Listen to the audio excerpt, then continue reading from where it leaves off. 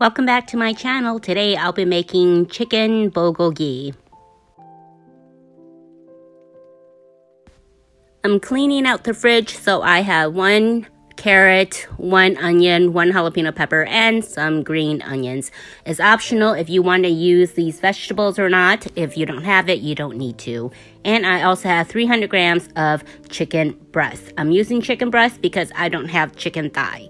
Obviously, if you have chicken thigh, use that instead. It'll be juicier and also tastier. And here are all of the ingredients that you'll need to marinate your chicken breast. And I will have the ingredients listed down below with the exact measurements.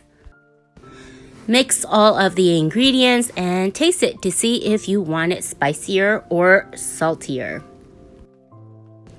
Since I'm using chicken breast, I want to tenderize it so it doesn't dry out. I'm using cornstarch. If you don't have cornstarch, use baking soda and then just mix it.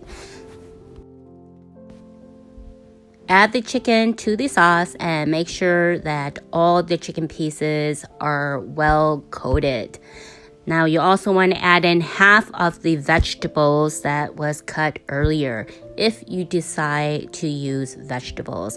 Now I'm only using half of it because I want to use the other half when I finally decide to cook it. Now, like I said, you do want to marinate the chicken for at least half an hour. If you like to prepare it ahead of time, you can actually do this the night before and then cook it the next day. It'll be even better. This recipe makes 2 large portions. Cover the chicken and also cover your leftover vegetables. Put it in the fridge until you are ready to cook it.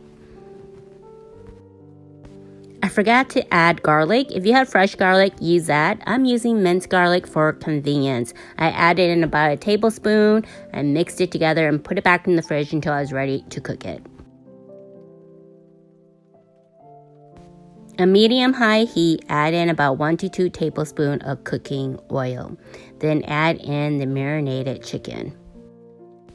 The cooking time is going to vary depending on how thick you cut your chicken pieces. Now I use chicken breast and I slice my chicken breast very thinly.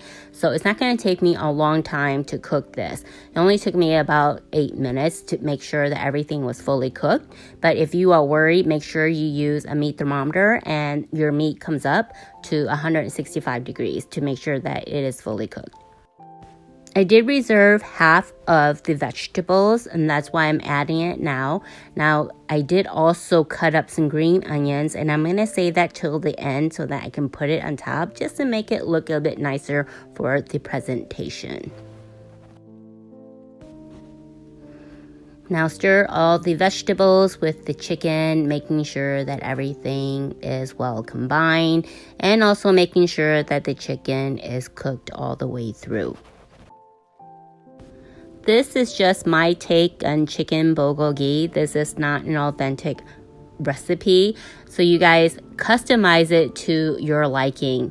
This is always customizable. That's why it's great cooking it at home, because if you want it spicier, you can add in more gochujang paste. If you like it saltier, add in more soy sauce.